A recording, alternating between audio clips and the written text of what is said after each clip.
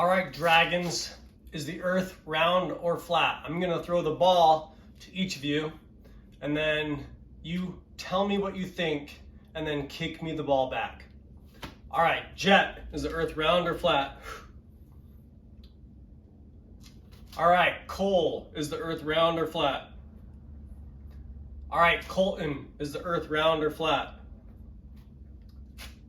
All right, Benson, is the earth round or flat? All right, Lucas, is the earth round or flat? All right, now I'm going to tell you what I think. So, this is what I think.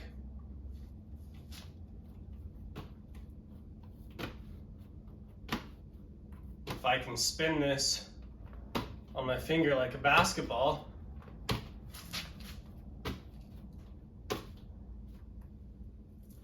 that might be the best I can do with how slick it is.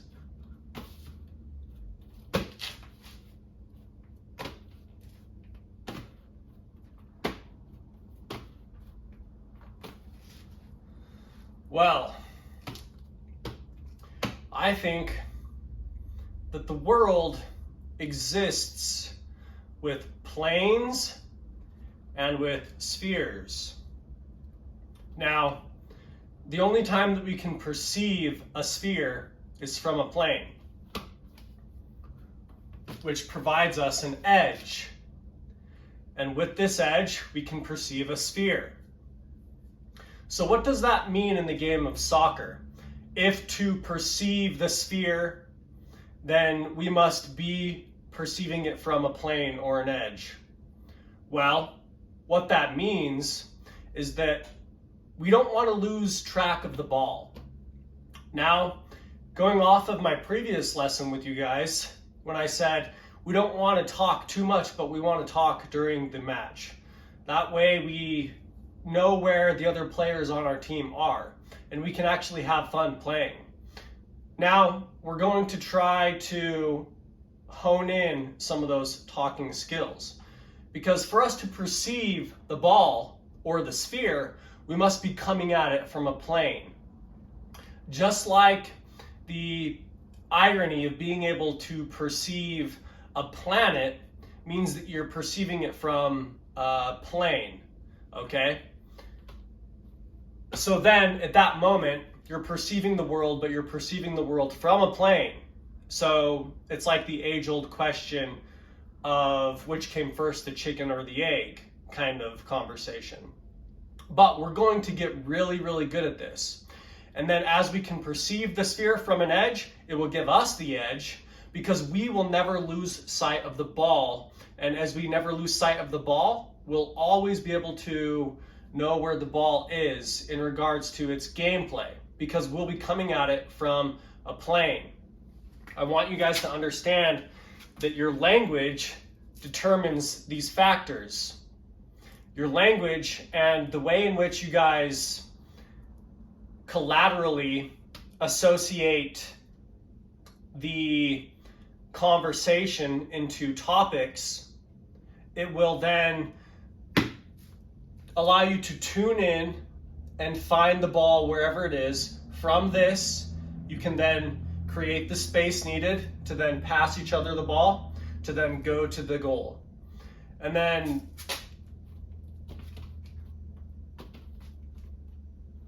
we will keep working on those things, but mainly the lesson today is that, so then when we are on the soccer field, I want you guys to understand that it's almost like the entire world is there, okay, in one of these matches. And you guys are going and you're traveling across the entire world. Now, you guys are free to have all your opinions that you want about everything that I'm saying. No, Austin, the entire world isn't there. Well, I'm telling you, you're orienting yourself every time you face a new team.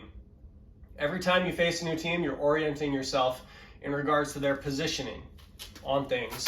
And you guys have to remember that if you guys don't talk to each other, you're going to lose your positions, and you may in fact be giving the other team the ball because you guys lose track of the positions of what's on your side.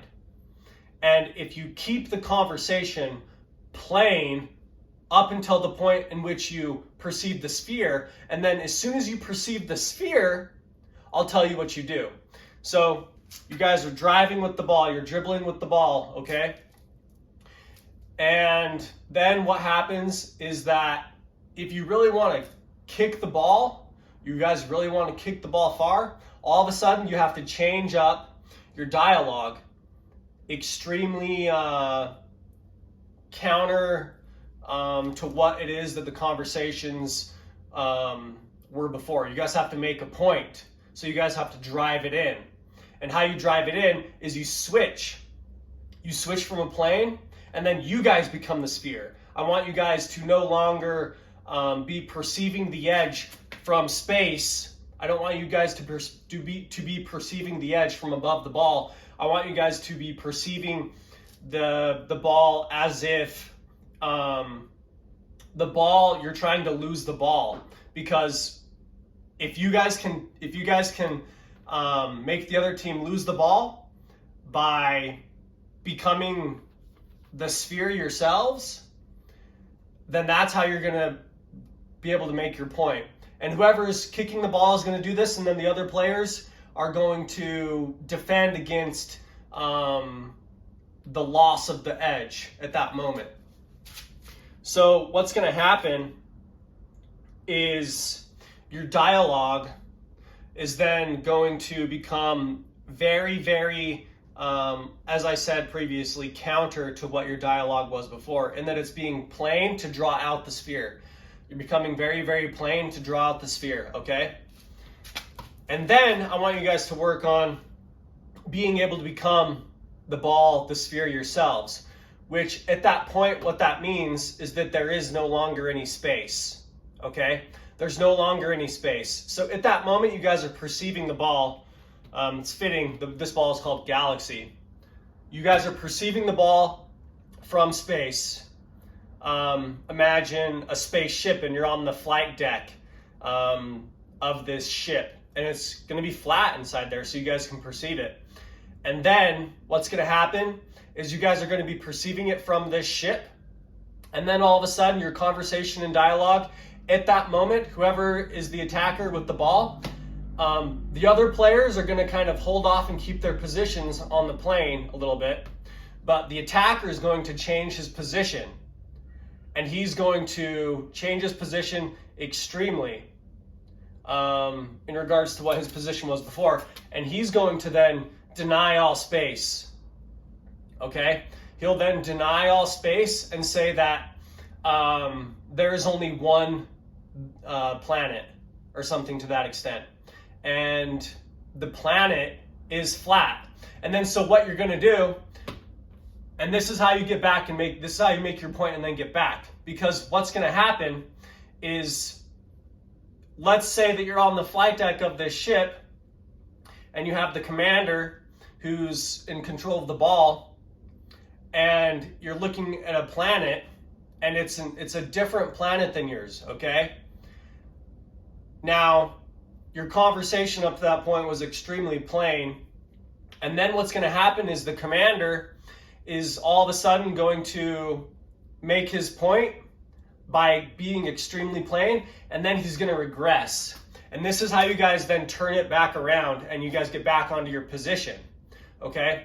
So by then saying that there's only one planet and it's here, because the thing is that when you are on the sphere or on the ball, so to speak, the more intensely on the ball you are, the more of a flat plane it becomes. It's called a tangent point. There's a tangent to a sphere, and the tangent is extremely flat.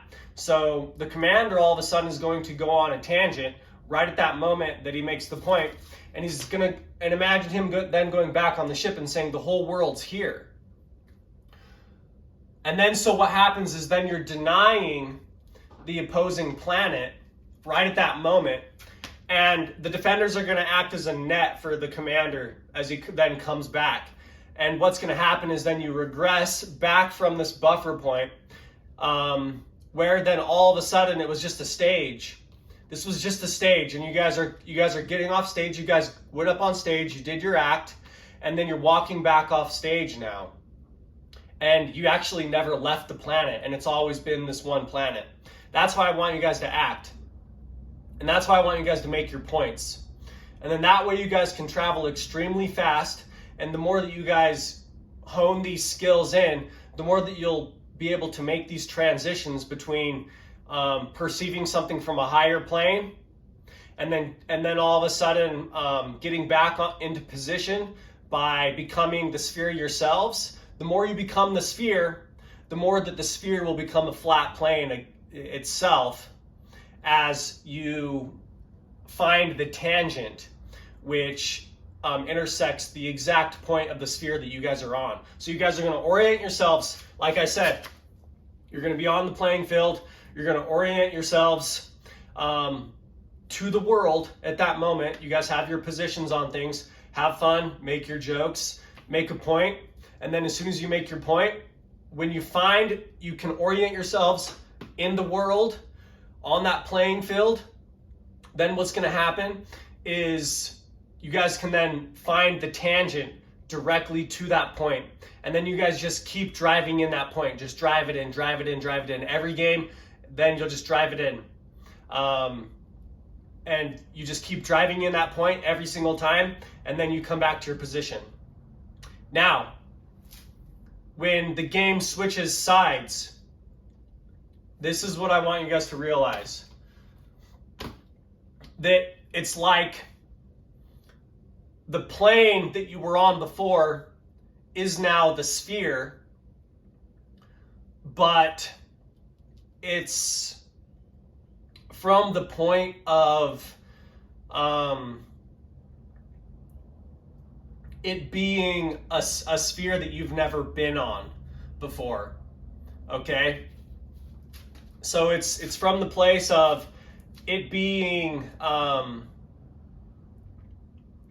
this, and this is for your enjoyment. When you switch sides, that's for your enjoyment. And so you guys have to be careful not to get the better of yourselves when you switch sides. Because that at that point in time, it's for your enjoyment. And because that's what this is about, is exploring. That's what life is about, is exploring, experiencing new things. And if you totally just render everything down into absolutes or obsoletes, then what's going to happen is you're actually going to be defeating your own joy from the other side. Now, you have to provide yourself with enough resistance that any perception of the game will be enjoyable from the side which doesn't perceive it as a game. It's not on stage, okay? So this sphere that is something that you're not familiar with, when you're playing on the other side, it's going to act inversely to the whole relationship that we spoke of before. And so when I told you that you're going to be coming across a sphere from a plane, what I want you guys to realize is that you're going to be playing from the sphere, but the perception of a plane as a sphere, okay? So that's probably a good way to look at it. So you guys are going to be on the sphere at that point, but you're going to be perceiving something above you.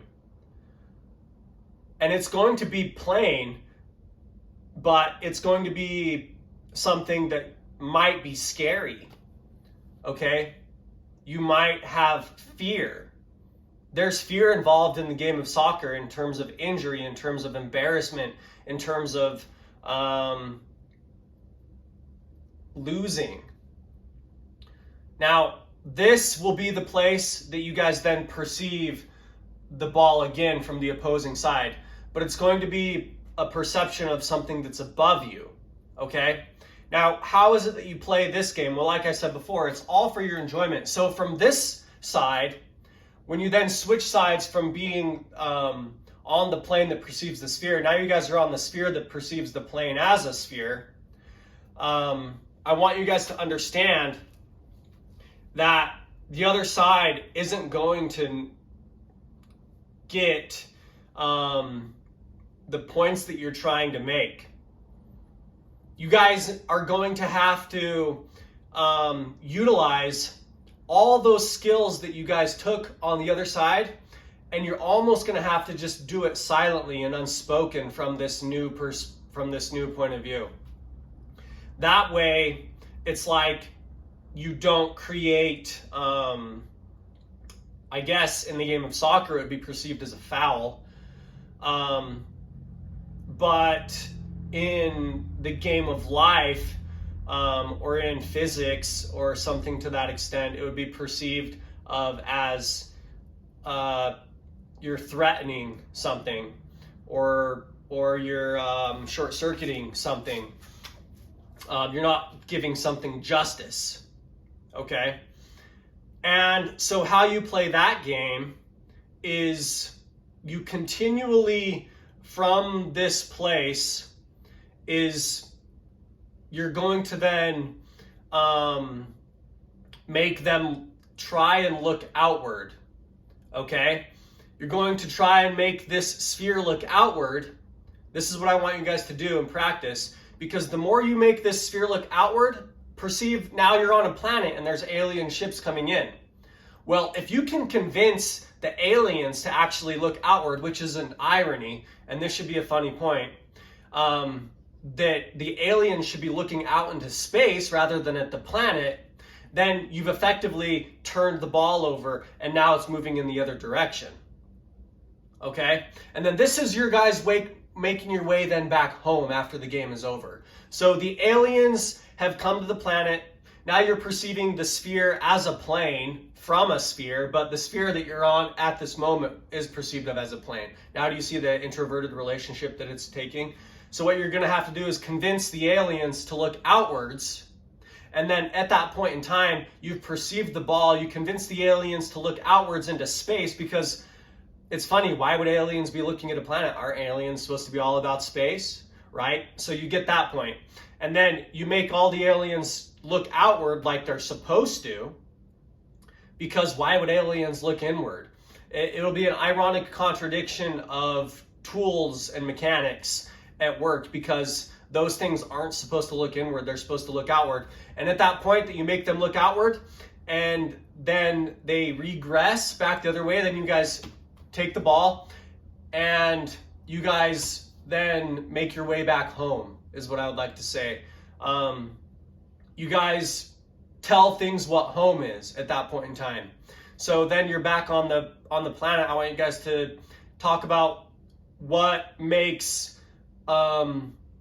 things a family, what makes things friends, what do friends do, and things like that. And then so what's going to happen is you're going to be driving the point home at that point in time.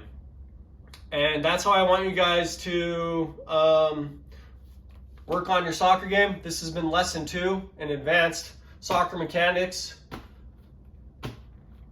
for the Dragons, and I'm doing it through this platform because obviously I cannot do this in front of other people.